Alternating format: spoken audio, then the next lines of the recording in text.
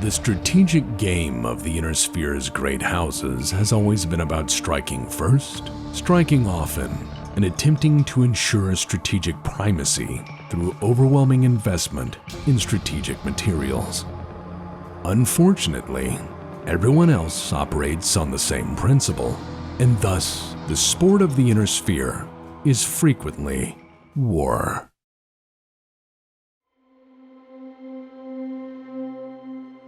On December 12, 2766, a handful of nobles and high-ranking officers from within the SLDF approached the First Lord Richard Cameron.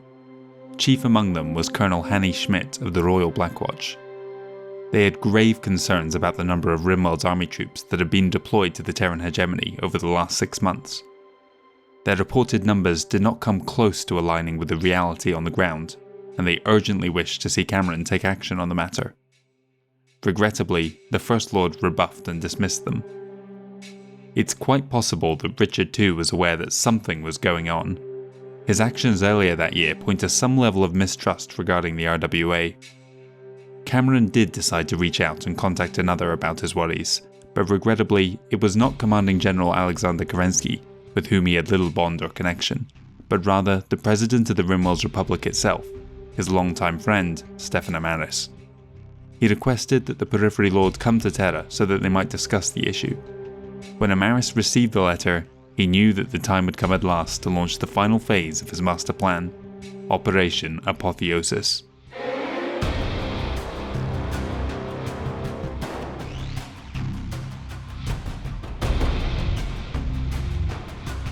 He first set his estates in order, asking his trusted ally, Mohammed Selim, to once again act as regent over the Rimworlds from his Apollo offices after Stefan departed the Republic for Terra. Most of his inner circle were already within the hegemony, but travelling with him aboard Black Shark 1 was his wife Tabori. And with that, Stefan Amaris departed the Rimworld's Republic for the last time. Escorting him to his destination were the few warships of the Rimworld's navy which were not already redeployed within the core systems. Also travelling with him were over 100 of his most trusted political officers. They carried with them the final orders for Apotheosis. Having spent the last decade training at both the occupation and assault of Castles Bryan, plus tactics for urban combat and riot suppression, most of the RWA had already deduced what was coming. The Terra kept any from speaking out, though it's probable most agreed with Amaris' plans. He arrived in Earth orbit on Christmas Day 2766, but his final landing would be delayed until late Boxing Day evening on account of the terrible snowstorm currently enveloping Unity City. While he waited, he recorded a friendly holiday greeting to his troops stationed across the hegemony and dispatched it using the highest priority HPG networks. Inwardly, he must have been amused that fate had delayed him another 24 hours, but there was no real concern. Every piece was in place, and anyone who could stop him had long since been dealt with. His Christmas wishes contained a hidden message, the time and date for Apotheosis, December 27th, 1700 Terra Standard Time. As H-hour approached, all across the realm, the Rimworld's army was taken to the field in force, in what they declared were simply military training maneuvers. Meanwhile, officers prepared their commando teams for their first objectives. The Hyperpulse generator network was lightly garrisoned. Many were protected by RWA squads, or with teams in the vicinity. This was true of every facility within the hegemony, as had been orchestrated by Amaris and his generals. Even the 2 facilities on Terra at Geneva and Tacoma were targeted. 60 minutes before H-hour, the first preliminary actions began. The simultaneous strikes against every HPG station kicked off events that were about to send the entire Star League into chaos. Within minutes, almost the entire Terran hegemony had been cut off from the rest of humanity, though it would take hours for the first failed communications to be noticed by the rest of the Inner Sphere. In most instances, the facilities were pacified with a minimum of bloodshed. Within 12 hours they would be brought back online, but firmly under Rimworld's control. Only a few threw up complications. After the discovery of the mercenary infiltrators earlier in 2766, the New Dallas militia was on high alert. When the commando assault on the HPG began, they responded in force. This in turn forced RWA General Victoria Bembardo to act on contingency plans, sending the 154th Amaris Dragoons to detonate the facility rather than let them get the word out. Similar difficulties were faced on Asimar, resulting in the same destruction. On Kaf, the 118th Dragoons were unknowingly being shadowed by the 3378th Special Forces Battalion. The SAS troops had begun stalking the RWA regiment on their training maneuvers merely as an exercise of their own, but upon seeing them move into position near the capital, their suspicions spiked. When the attack on the HPG station began, the 3378th immediately retaliated, catching the Rimworld's forces by surprise. Again, the fallback plan was executed and the facility destroyed before word could be sent out. Only on Davion were there complications of a different nature. General Tolston Yukai, in charge of Rimworld's operations on the ground, did not commence his attack when he should have. Whether this is because of a breakdown in communications or an error in interpreting his orders isn't known. As facilities across the hegemony were going dark, Yukai's commandos waited, and the Davion station remained operational. The Star League Civil War was the first major conflict to be fought since the invention of hyperpulse generators. These devices for transmitting messages across vast stretches of space, up to 60 light-years, would revolutionize the way such wars were fought, to the point where the alternatives seem absurdly antiquated.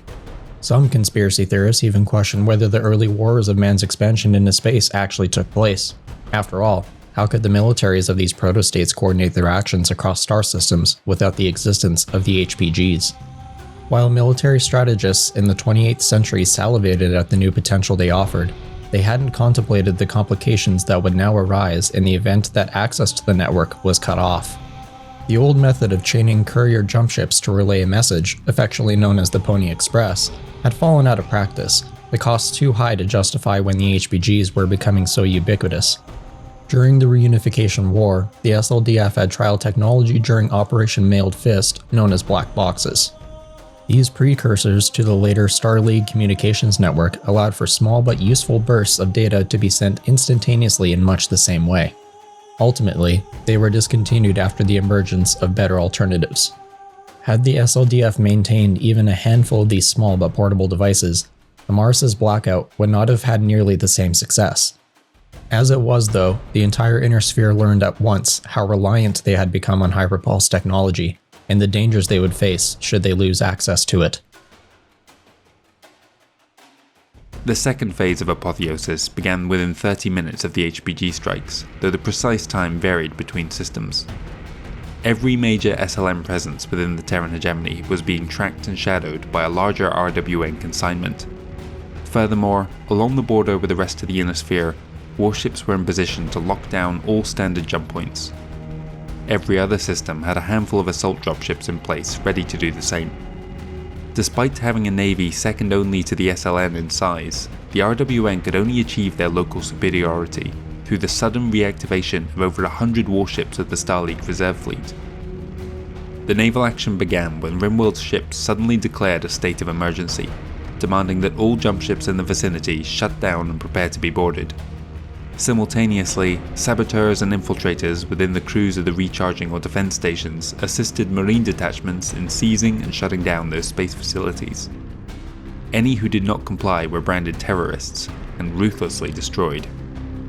Even still, many ships with an active charge available attempted to jump away, only to materialize in a neighboring system experiencing the same situation.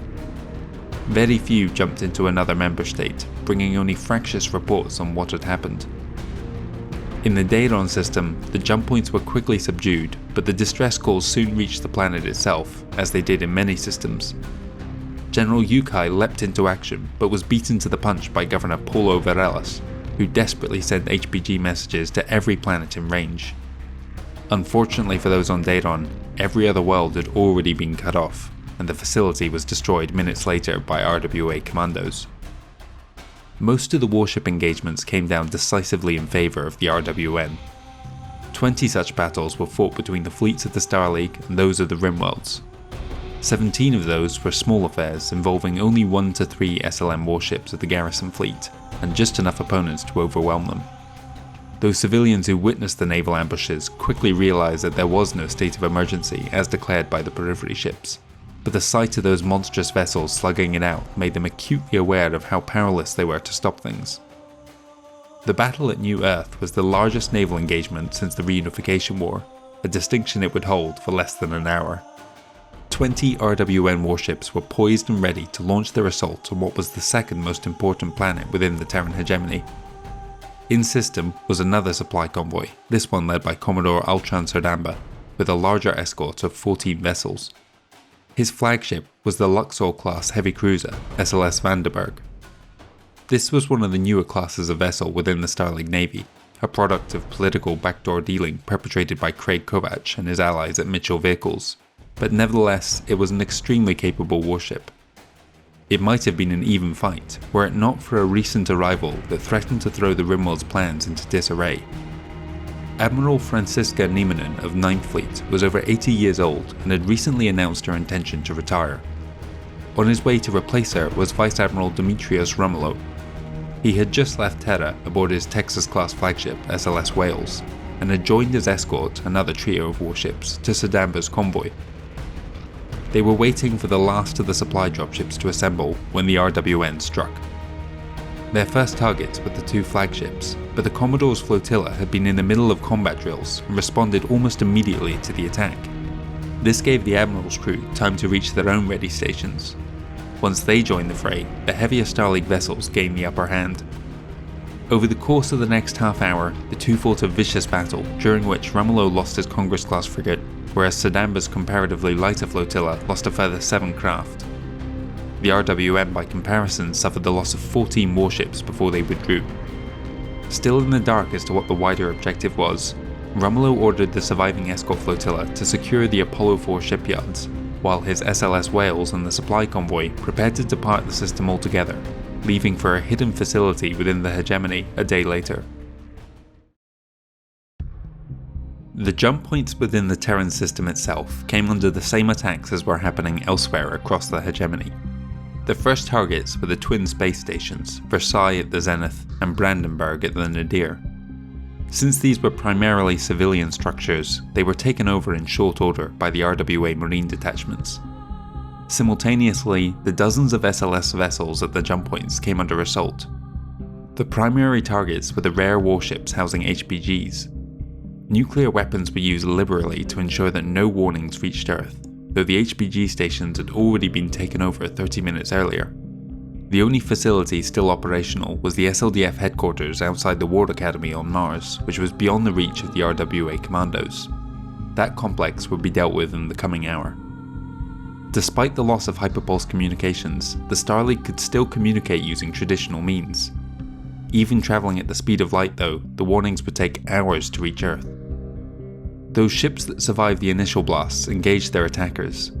They lasted only a few minutes, giving their lives so unarmed civilian and government jump ships could escape the system. Unfortunately, those ships soon materialized in the middle of other battles at their neighboring systems. As H-hour approached, the only Starleague naval assets left within the hegemony besides those fighting at New Earth were the ships deep within the Terran system, still blissfully unaware of the danger.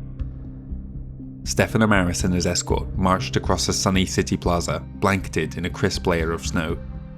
He had scheduled a meeting with Richard Cameron at 9 AM local time. Though late to the Christmas party, it would not do to arrive at the First Lord's chamber without bearing a gift, which is precisely what Amaris carried with him.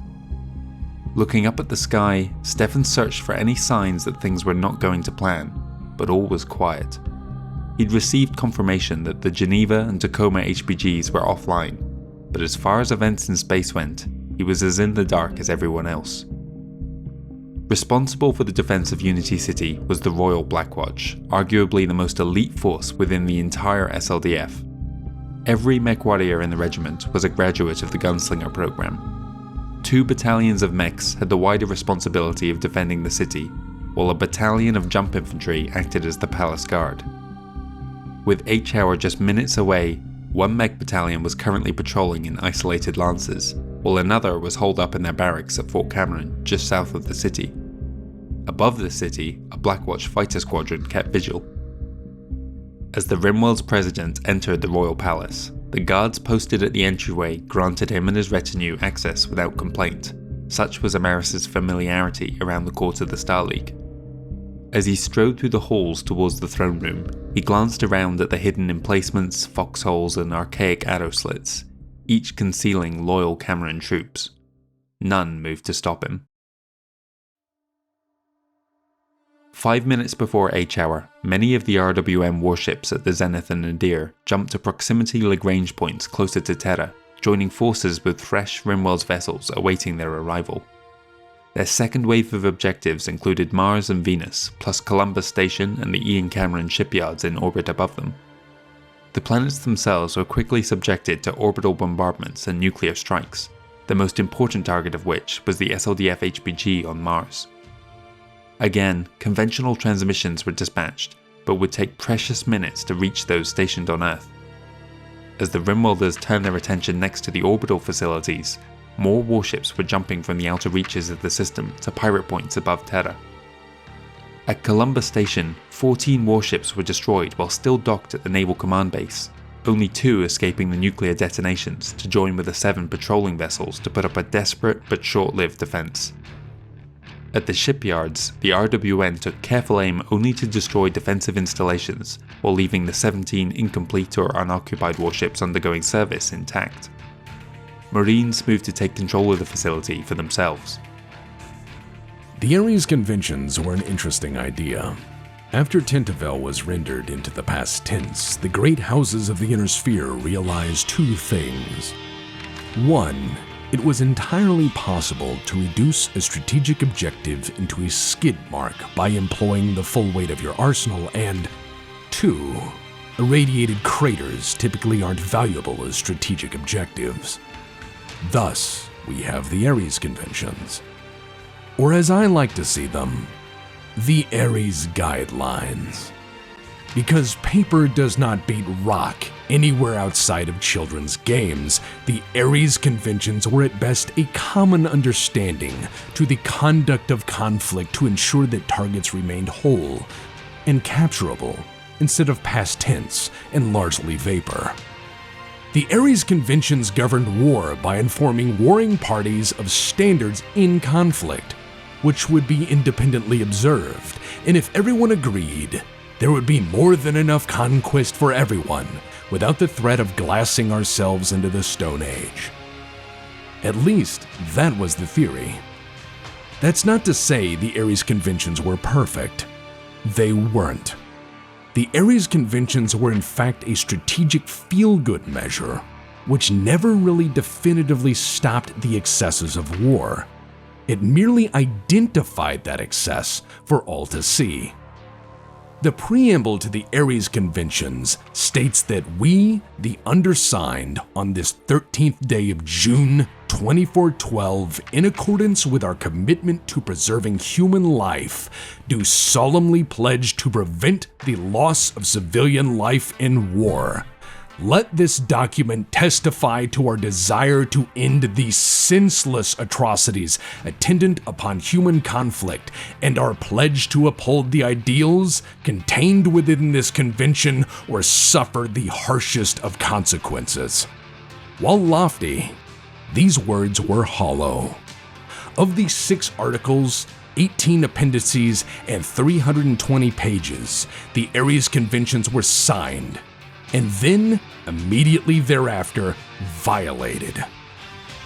Those states who did not sign were historically vindicated by their abstaining. They believed that the conventions would legitimize warfare, and if anything, push people's grievances toward conflict as a viable solution in all cases, which sadly, they did. The Ares Conventions allowed for the great houses to do largely whatever they had been doing, but with rules that ensured their conquests would not be rolled back by maximal strategic response. And when they formed the Star League, they ensured the conventions were immediately retired. Rescinding the Ares Conventions at the dawn of the Star League allowed for the great houses to fight total war, unrestricted upon anyone deemed to be working against the good of the state. And as such, I feel the great houses of the Inner Sphere rightfully inherited the consequences of their actions. Some call this karma. I as a citizen of the Periphery. Call it justice. For they had set themselves up to be the rightful conquerors of everything, far too late to realize that unifying the inner sphere under force of arms was never going to last, and that war is seldom meaningfully governed by the rules of politicians. Remember, while the rules governing conflict may mutate over time, war itself doesn't change all that frequently. In the end, it's about real estate and how much blood you're willing to wager to have a chance at getting it.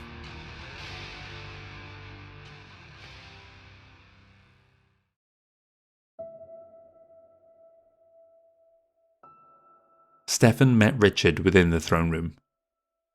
The First Lord was thrilled to see his friend again after more than 2 years. Without delay, Amaris proffered up his present, which Cameron enthusiastically accepted and unwrapped. Within the many layers of nested boxes and wrapping, he found the true gift. An ornately carved laser pistol, covered in gems and bearing the crests of both House Amaris and the Star League.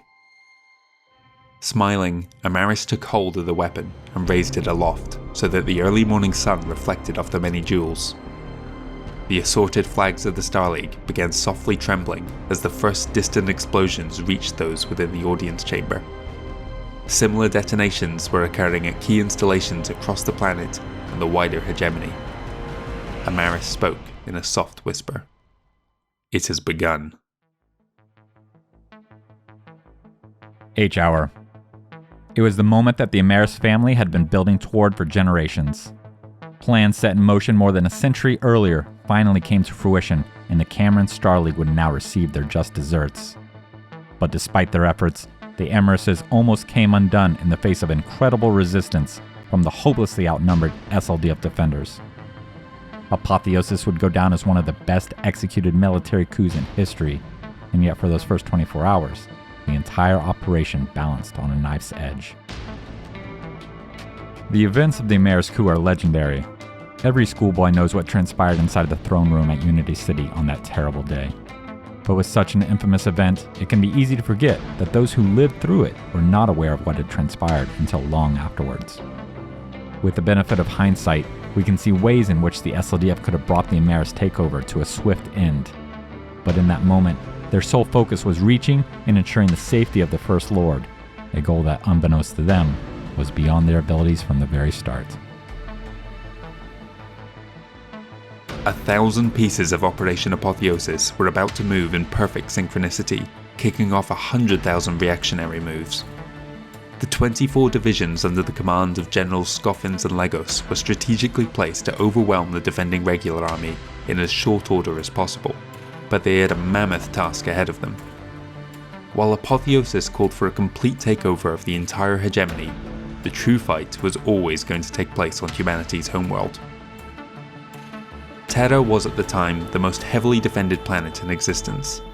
In addition to the commercial and government transfer stations, 5 orbital defense stations were on various paths above the planet, commanded by the Mets in high geosynchronous orbit. The Star League Navy had dozens of warships, hundreds of dropships, and thousands of aerospace fighters on hand, organized into the 1st Star Squadron and 14th Line Squadron. SLS Star League and Enterprise were 2 of the 5 vessels comprising the emergency command post. Lastly, the Reagan Space Defense System, the most expansive and advanced STS in operation, would make short work of any hostile naval forces. On the ground, the Zavahava Division was deployed across the planet at key sites. Originally intended to deploy just within North America, the unit was now stretched thin thanks to the Periphery uprising. Their headquarters at Fort Knox was far across the continent, but several regiments were stationed near Unity City at Tacoma's Fort McKenna and the Mount Baker Castle Bryan, the latter serving as a secondary HQ in the event that the Citadel went offline. When the Rim World's army struck Terra, they understood that despite their numerical advantage, the success of the coup was not guaranteed. The Star League Defense Force kept many of their best formations stationed on Terra, and this said nothing of other localized forces that fell under the umbrella of the Terran armed forces. Victory could be achieved nonetheless if they deprived these troops of their greatest assets, their organization and communications, as well as hitting their opposition before they knew what was happening, using the element of surprise. Despite at this time not being considered comparable in quality to the soldiers of the Star League Defense Forces, the Rimworld's army was not so foolish as to enter this kind of operation without a plan for thorough victory. Taking out the hyperpulse generators to cut off interplanetary communications was an element of this, isolating Terra itself to prevent any kind of relief should the coup go awry, as well as adding to the cloud of confusion that their victims would suffer. The second phase was to eliminate as many of the SLDF's top officers in the opening minutes as they could, which would cause the breakdown in organization they required to isolate and eliminate Terra's best and last defenders. This latter task would be achieved in a multitude of ways.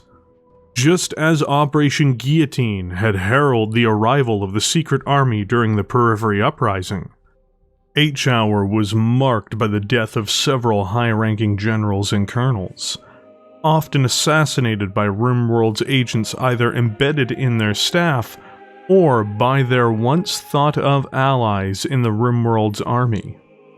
By cutting off the head, it left the main strength of the SLDF on-world floundering within their forts and castles, awaiting orders that would never come. The first wave of explosions that shook Unity City, bombs planted in the weeks and months preceding Operation Apotheosis, targeted key installations and infrastructure that would limit the speed at which the isolated SLDF forces could consolidate and move to defensive positions. Seconds after H-Hour, the sensors built into the walls of the throne room reported that a firefight had broken out. The First Lord was in danger. The shock lasted mere moments before the elite Blackwatch responded. Colonel Schmidt and her MechWarriors raced to suit up and move on the court of the Star League. Within the Royal Palace itself, the Blackwatch infantry sprinted towards the audience chamber in an attempt to secure the First Lord. They immediately came under fire from the palace's own defense turrets, emplacements that could only be reprogrammed from within the throne room, suggesting that Amaris and his team had overwhelmed the personal bodyguard of Richard Cameron. The Blackwatch were cut down in droves, only 3 of the first platoon making it to the doors, where they were killed by the 4 RWA soldiers inside. The heavy doors were then locked from within, forcing a different approach. The 4 defense stations in low orbit were nuked simultaneously, destroying 2 of them outright, while the others were left heavily damaged. Amaris' warships stationed over Luna also took the opportunity to launch strategic weapons at the 2 major SLDF bases on the surface, before moving to reinforce their RWN allies nearby. As had happened all over the hegemony during the past 60 minutes, the 2 navies clashed bitterly, though the Star League flagships would survive the initial ambush. The patrolling aerospace squadron over Unity City spotted the 4th Amaris Dragoons approaching the city from their base to the north, but came under attack at the same time by the reprogrammed anti-air turrets and an air wing of Rimworld's fighters. They were shot down in the opening minutes, giving Amaris early control of the skies, though the Blackwatch ground aero wing at Fort Cameron was preparing to take to the air. All this was witnessed by the Blackwatch jump infantry leaping across the rooftops of the Royal Court. They had to stay dangerously close to the surface to keep below the firing arcs of the anti-air emplacements. The hostile aerospace fighters darted overhead, making a beeline for Fort Cameron.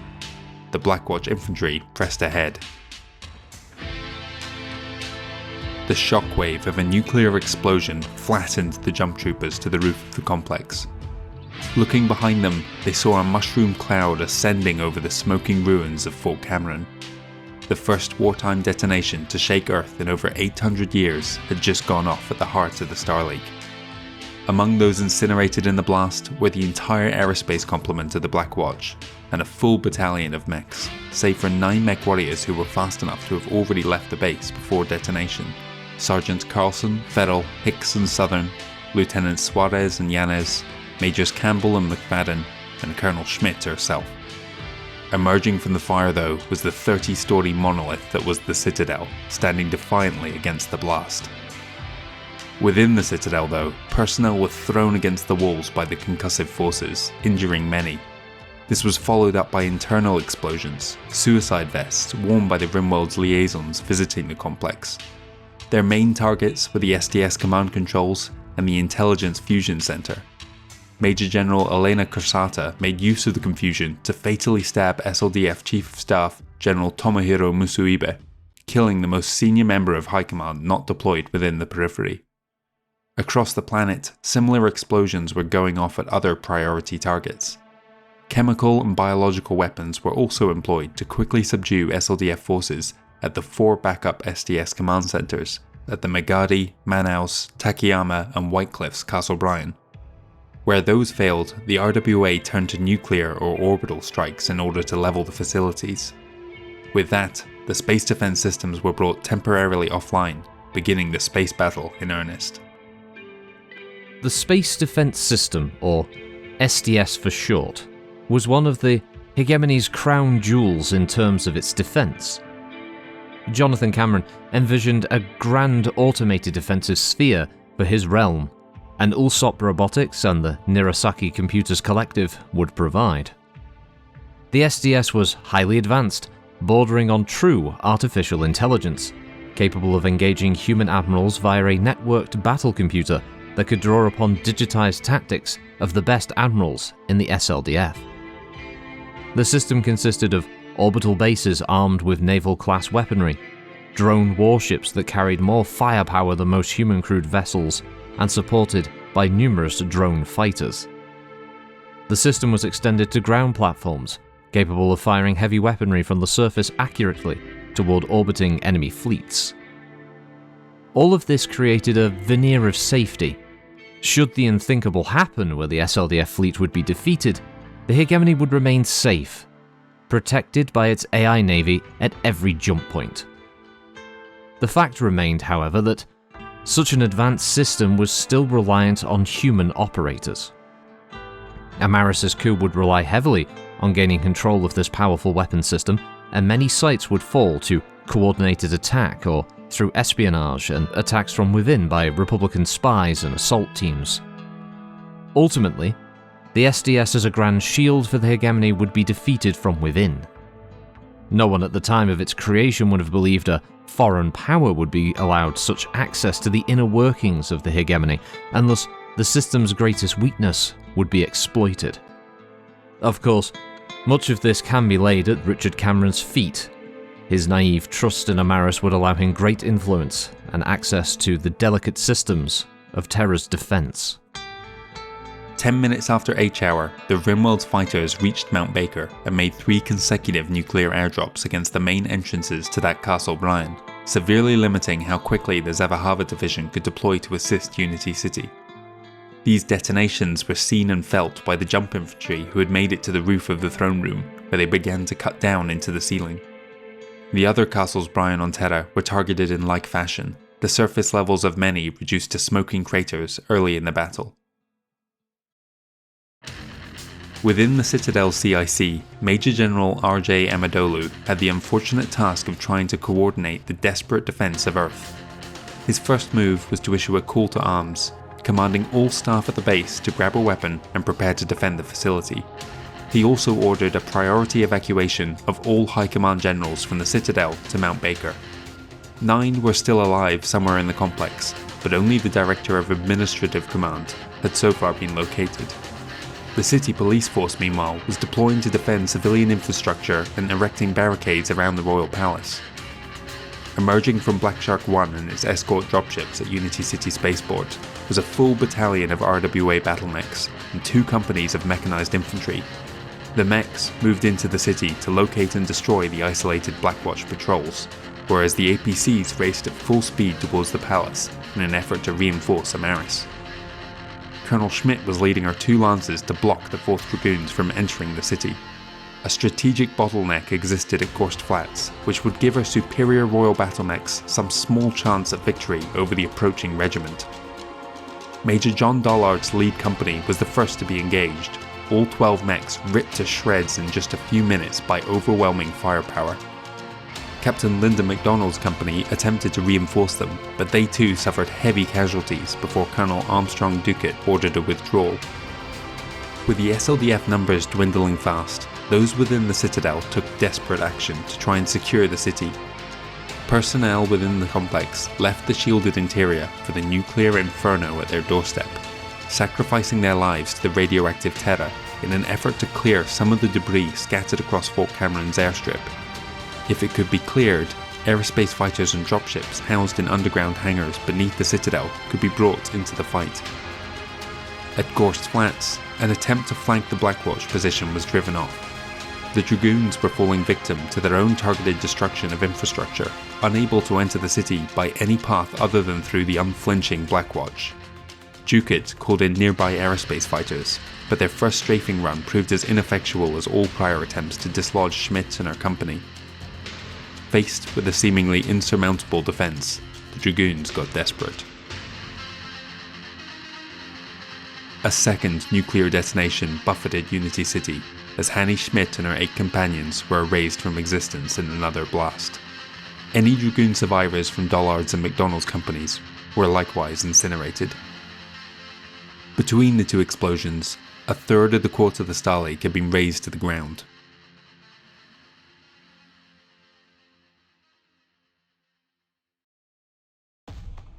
Unity City was the centre of Star League government, but the Terran hegemony was run from the capital of Geneva.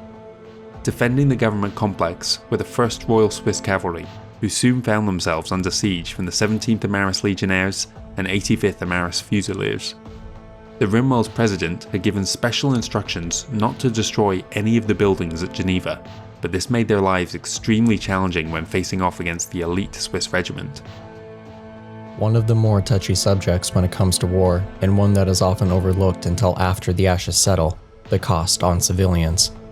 For Terra, those not living in Unity City, Seattle, Tacoma, the greater Puget Sound areas, and the SLDF military bases and reserves, most likely they would not even be aware that there was a coup. When Amaris did get around to addressing the planet as to the events, obviously lying by omission and presented himself like a specific comic book villain, claimed he gave the hegemony back to the people. Some of you might think the bloody usurper would have gone full nihilist and saw anyone in the Terran hegemony as a cancer to be eradicated. In truth, as megalomaniacal as Amaris was, he knew ruling over graveyards was counter to the definition of taking power. The man was greedy for absolute control, and as such, his focus was on the people that would threaten that. When the day came for the coup, it would be the SLDF personnel that would see chemical weapons and nuclear fire consume the Star League. Nuclear weapons would be deployed soon after the coup began, starting with Unity City. A handful of nukes would be used to erase most of the city, as Amaris would remark it as the corrupt icon of the Star League in House Cameron. More nukes would be used in and around Unity City, as the primary counterforces to Amaris was the legendary Black Watch, the Royal Guard of the First Lord, even so far as expending a nuke to destroy just 8 Black Watch mechs and their commander. Further destruction would come in the form of chemical and nuclear weapons being used on the 20 castles Bryan across Terra, aiming to wipe out any and all SLDF forces and material in the hegemony, the goal to make Amaris' own army the sole combat-ready forces in the region. Across the rest of the hegemony, similar rules of engagement were carried out by Amaris' forces, using total unrestricted warfare against the SLDF bases and personnel. Also taking place on Terra and surrounding spaces was the eradication of government officials by the activation of sleeper agents triggering explosives, conducting assassinations, and any other means of removing people that would threaten Amaris' consolidation of power. Beyond this, one can say that those in government Amaris eliminated was as far as the casualties to civilian populations went. While mostly true, extra casualties came from the guerrilla resistance across the planet and hegemony. Some lasted longer than others, but Amaris and his armies would eliminate anyone who would not simply bow to his new regime. While on a revenge-fueled crusade for a past perceived scorning, Amaris was not an idiot. He needed people behind him that were not directly in his pocket to support his rule. If he had the support or apathy of the people, the only people to oppose him would be the survivors of the SLDF, a group he could easily disavow in public addresses to spin his truth to his favor. And he did exactly that. The common folk of the hegemony were either curious, apathetic, or shared Amaris' disdain for the Cameron family in some form or another, as all Amaris wanted the people to see was him as the great savior of the hegemony. Within the ruined city, barely a handful of Blackwatch mechs were still up, most picked off by the attacking squadrons or the mechs disgorged by Amaris' landed ships. On the roof of the royal court, the jump infantry finally cut through the last layer of the ceiling. They were coming under increasing fire from the mechanized infantry that had broken through the perimeter defenses established by the police. The Blackwatch infantry lowered explosives into the hollow wall as the first step of their breach. The wall housing the royal court turret defense controls was blown open, sending debris flying into the throne room itself. The blast killed 2 of Stefan's bodyguards, and Amaris only survived because he was shielded by the throne. But the hole wasn't yet large enough for the jump infantry to climb through and reach the First Lord. With the arrival of yet more RWA troops, and even some mechs, the Blackwatch infantry was falling fast at their exposed position on the roof, the last few rappelling down into the halls outside the audience chamber. As they were preparing another breaching charge, a Rimworld's APC crashed through the palace walls and into the interior, where a desperate firefight ensued. Amaris, far from cowering in the throne room as is sometimes reported, armed himself with a jeweled laser pistol and stepped through the doors. He was greeted by the sight of his officers standing proudly atop the corpses of the last of the Blackwatch, killed just out of reach of their sovereign. The royal court was now securely in Amaris' hands. In space, Major General Gruber was directing the naval actions from his post on the Met's orbital defense station, but his geostationary position, coupled with the loss of several closer installations, gave him only half the picture, blind to the events on the far side of the planet. The Rimworld's navy, meanwhile, was taking a real pounding from the SLN despite their numbers advantage. High Command was now racing through the Maglev tunnels beneath Puget Sound towards Fort McKenna, with the plan to continue on to Mount Baker afterwards. To buy them time, the staff at the Citadel would continue to hold on for as long as possible. Despite the nuclear detonation, they still remained one of the most operational command facilities on planet. Their next goal was to launch an attempt to retake areas of Unity City. Emerging from underground bunkers, the high-ranking officers of the Citadel took to the field with their own personal rides kept on station for training purposes. 23 aerospace fighters used the newly cleared runway to take to the skies, followed by 7 assault dropships. Within the next few minutes, 2 squadrons of Rimworld's fighters were brought down. The SLDF craft then turned towards the 4th Amaris Dragoons. On the ground, 42 battle mechs pushed out into Unity City in twin lance formations, each MechWarrior a senior staff officer within the regular army. The Amaris regiment was forced to deploy their entire strength within the city themselves to meet this new challenge. The Republic's principal aim was to ensure that they did not provoke any further response than absolutely necessary. Terra at the time was protected not just by the SLDF and the Terran state, but also by hundreds of militia regiments. These were loyal not to the Star League or First Lord, but to the administrative districts they called home, the nation-states of Old Earth. By keeping collateral damage to a minimum, they gave these units no reason to involve themselves, especially when so many of the planet's nobility and bureaucrats declared their support for Amaris within the first 24 hours. This restraint, unfortunately for the denizens of Unity City, was not applied to the seat of power of the Star League or the city around it, and this region would be attacked without caution or concern for the lives of the people who called this place home. Had Amaris and his military not handled this situation with care, it is very probable that Terra would have taken significantly longer to subdue, and substantially more resources. By striking at the right moment, by striking from within, and otherwise by surprise, and only against their intended targets, the Rimworld's army achieved a strategic victory over the defenders that cannot be overstated. 1 hour after Operation Apotheosis had begun, the situation for the Star League was dire.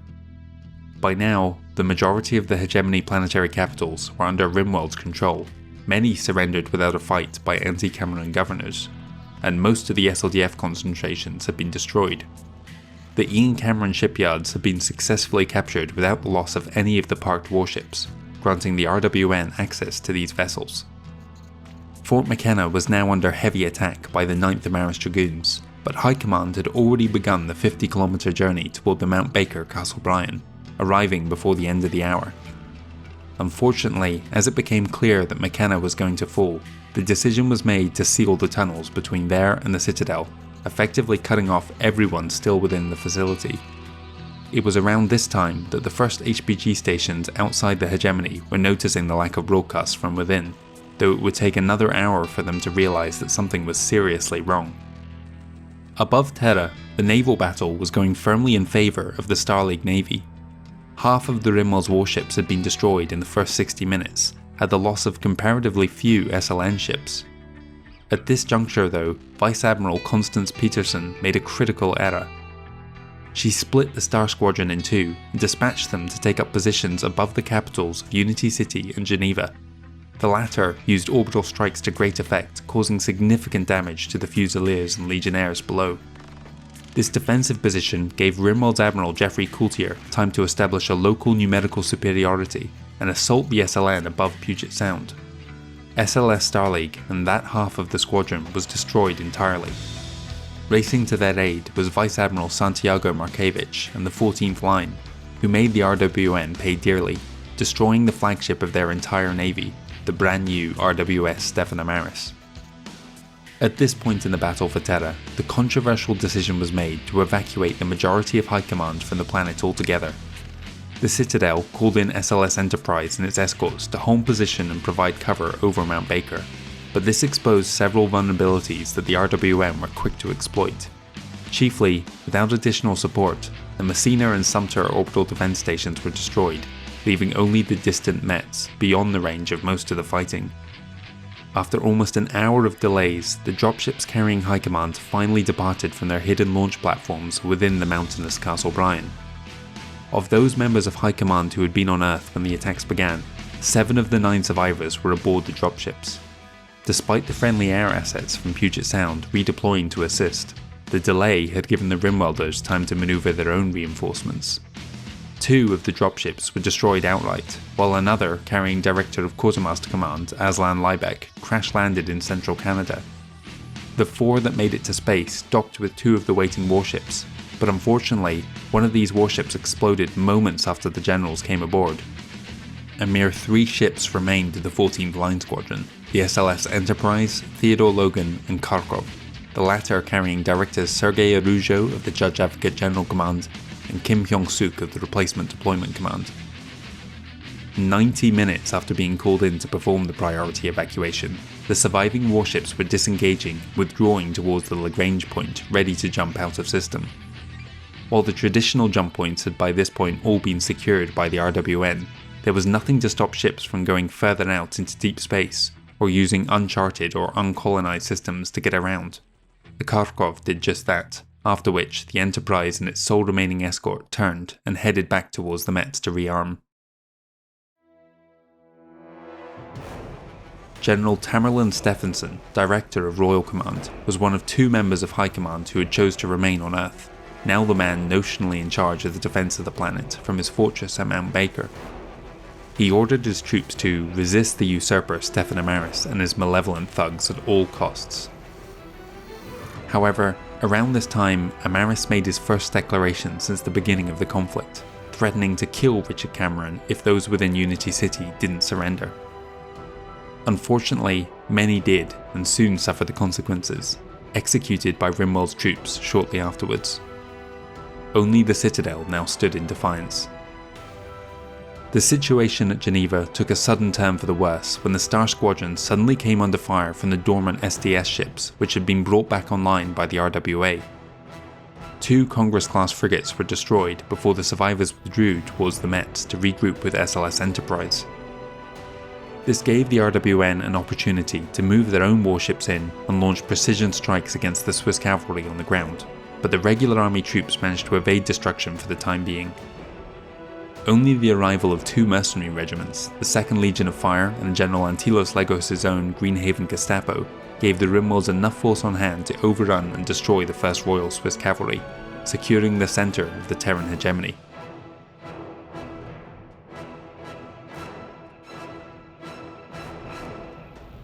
Antilos Legos. Where to begin with someone so infamous? The best place would be the beginning, I suppose. Many believe Antilos Legos was born into the warlike society of the Rimworld's Republic, being brought up in the kill or be killed environment of the so-called barbaric Periphery state, making him a monster from a young age. But the truth is somewhat more disturbing. His place of birth was, in actuality, in the comparatively affluent and cultured Free Worlds League in the Abbey District. Other historians have suggested his morality may have been influenced by the dictatorship of the district during his formative years. However, I would like to suggest, personally, that some people are just born evil. Although numerous Holovid series have portrayed the man as some sort of genocidal maniac cackling as he shouts his orders to his underlings, the truth is again more unnerving. Antilos was in reality a very rational and unempathetic individual. His future actions would be ordered and condoned not out of madness or anger toward the Star League, but from a cold point of logic. The terror he could instill was his end goal, and he was willing to achieve it via any means. Details of his formative years are extremely scarce, with the only reliable source of his actions prior to becoming a mercenary are records of arrests for gang-related activity. Some sources claim he was responsible for his father's death due to abuse he may have suffered at a young age, but there is little to no evidence of this being the case. Reports from the Free Worlds League militia regarding employment of the mercenary unit Hudson's Legion confirm Antilos was a member of the unit, taking part in operations against the Lyran Commonwealth and the SRDF in the Third Hidden War. He was reported to be an efficient combatant who resorted to brutal methods to achieve victory, though these actions aren't fully detailed. Regardless, they would eventually result in his dismissal from the Legion, where he would form his own mercenary command in 2750, registering under the name as Legos' Lancers. Again, details of the unit's actions are few and far between, but on Novara, the infamous Greenhaven Gestapo name would be coined. During a garrison contract, Antilos ordered his troops to beat any who would break curfew and execute anyone they found guilty of minor infractions. A riot was narrowly averted when the mayor of the city publicly condemned the actions of the Lancers, likening them to the Gestapo. Rather than taking the remark as the insult it was intended as, Antilos is said to have smiled, and after forcing the buyout of their remaining contract period, he would rebrand the unit the Greenhaven Gestapo. Sometime after this, the Greenhaven Gestapo would be employed by the Rimworld's Republic. Now, it isn't surprising to find someone of his demeanour to be noticed by Amaris and his inner circle. Antilos and his men were the type to get the job done with little complaint about the orders given, so long as they could go about it in their own vile way. It is rumoured that Antilos may have been one of the key architects of Operation Apotheosis, though this isn't confirmed, and others rightly suggest that he was still working actively as a mercenary around this time, and he'd yet to show any aptitude for planning such a complex operation. What is confirmed, however, is the sheer number of atrocities committed by the Greenhaven Gestapo, and some parts of Terra still feel the pain of these actions, even to this day. Overhead, Vice Admiral Markevich led the dozen remaining SLM warships against the Rimworld's navy presence over Eastern Europe, the last significant concentration of hostile ships in orbit. Unfortunately, 3 European STS control centres have been brought online, giving the invaders a notable numbers advantage. Nevertheless, the Star League crews weathered the storm, and at 0900 Terra Standard Time managed to destroy the last RWM warship in the area. Regrettably, this came at the cost to the SLS Enterprise and her crew, destroyed by ground-based STS batteries. SLS Theodore Logan and 5 smaller warships limped back to the Mets to conduct limited repairs, unable to provide even minor assistance to those on the ground. 2 hours later, the naval battle above Earth was over, ending in a stalemate, The half-dozen surviving SLM vessels could no longer approach the planet as more elements of the Reagan STS were brought online by Amaris's troops. The handful of RWM warships were no better off, but were at least protected by the space defense system. Many unfortunate civilian ships had been caught in the middle of the carnage. Some that were lucky enough to avoid the stray fire of capital weapons escaped towards Lunar where they regrouped. Taking on refugees was the museum ship SLS Dreadnought, one-time flagship of James McKenna, the same vessel that had put an end to the Terran alliance and helped form the hegemony 450 years earlier. This ancient vessel led a convoy of unarmed jump ships out of the system and towards the Lyran Commonwealth. As the first day of the coup came to a close, 16 of the castles Bryan had been subjugated, leaving only the bases at Kathmandu, Mount Baker, Sandhurst and Sverdlovsk. They would become hubs of resistance in the coming weeks. Also miraculously escaping the carnage were 5 mechs of the Royal Blackwatch. The survivors coalesced around Captain Elizabeth Hazen, who was not with the rest of her unit during the attack. Together, they would form the resistance movement known as the Ghosts of the Blackwatch. 2 unique individuals within the Royal Blackwatch were the siblings Elizabeth and Lionel Hazen. The latter had been involved in an aerospace fighter accident shortly before the coup and was still recovering in hospital. As a result, neither was present at Fort Cameron during the initial strike. Lionel's location became known to the RWA soon after, and Elizabeth was powerless to prevent his murder. Though she had lost her Black Knight along with the rest of her unit, she knew the location of a hidden cache at the Monongahela River. The former captain of the Balaklava Company made her way there, and using a specially outfitted command Highlander, was able to re-establish contact with the few Blackwatch survivors. She would use her experience to lead her new Ghost resistance cell, and became one of the largest thorns on Amaris' side during his occupation. One key installation that had escaped destruction was at Hilton Head. Unbeknownst to Amaris, a 3rd HPG station had been under construction. It was still years from completion, but there was a chance it would prove vital in re-establishing contact with the Inner Sphere. Those workers who didn't flee immediately did what they could to mothball and obscure the facility's purpose. The Citadel was the last structure at Unity City still under SLDF control. Repeated assaults against the facility had been turned back, giving those inside time to sanitize all classified information held within. Even a second nuclear strike did not succeed in destroying the monolith. Amaris eventually had to call in his last surviving warships to conduct an hour-long orbital bombardment, an act which threw vast amounts of radioactive material up into the atmosphere, turning the Puget Sound region into one of the most heavily irradiated areas on Earth. At 1800 Terra Standard Time, Stefan Amaris addressed the planet from the Royal Palace. Standing at his side were several key nobles and politicians, and behind them, the crest of the Star League had been replaced by that of House Amaris. The Rimworld's president declared that he had ended the tyranny of the Cameron dictators and returned the hegemony to its people. This did little to mollify the still fighting SLDF, however. The royal court from which he made the address had been the epicenter of Operation Apotheosis. 25 hours earlier, he had strode into the audience chamber in the embrace of Richard Cameron. Amaris had held the gifted laser pistol aloft, admiring its artistry like the brilliance of his own plan, then lowered the barrel to the First Lord's head. The 2 men smiled at each other, Richard nervously, Amaris monstrously. And then, he pulled the trigger.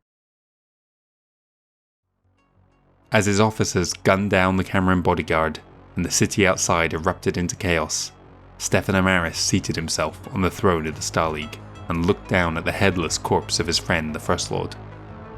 "Clean up that unsightly mess," he ordered once the room was secured. The Amaris coup had been a success, and the Star League civil war had begun.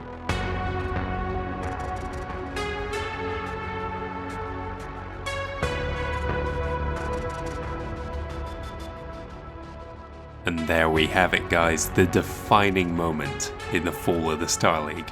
Richard Cameron is no more, and Amaris is seated on the throne of the Star League. 3 hours it has taken us to get to this point.